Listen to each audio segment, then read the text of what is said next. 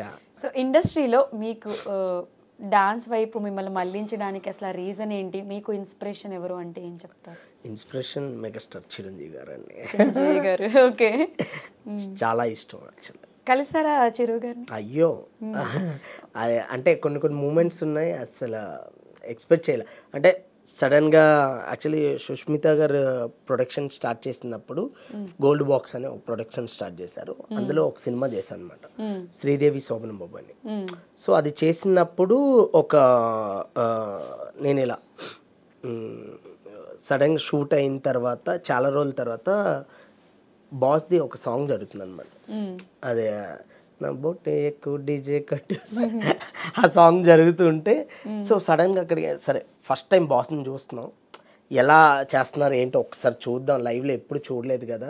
నేను డాన్సర్గా ఉండేటప్పుడు అయితే బాస్తో చేయలేదు. ఓకే. యా సో సడన్గా వెళ్ళి చూసేసరికి అక్కడ సుష్మిత గారు ఉన్నారు. సుష్మిత గారు చూసి అసలు విజయ్ అని పిలిచి నన్ను చిరంజీవి గారికి పరిచయం చేస్తే అసలు అదే అసలు ఎప్పటికీ మర్చిపోలేదు. అది నా లైఫ్లోనే ద బెస్ట్ మూమెంట్ అది. అంటే ఆయన పరిచయం చేసిన తర్వాత నీ పేరేంటి అని ఆయన అడగడం, ఎక్కడి నుంచి వచ్చారని చెప్పడం, ఎందుకు కొరియోగ్రాఫర్ ఇప్పుడు మీరు ఎలా అడిగారో అలా ఎందుకు కొరియోగ్రాఫర్ అని ఇంట్రెస్ట్ ఎందుకు క్రియేట్ అయింది అని అంటే మీ సినిమాలు చూసి మీ సాంగ్స్ చూసుకుంటే సార్ అంటే గుడ్, వెరీ గుడ్, ఇలానే చేయండి మీరు, అంటే మీరందరూ ఇలా ముందుకు వస్తుంటే నాకు చాలా హ్యాపీగా ఉంటుంది అని ఆయన అనడం.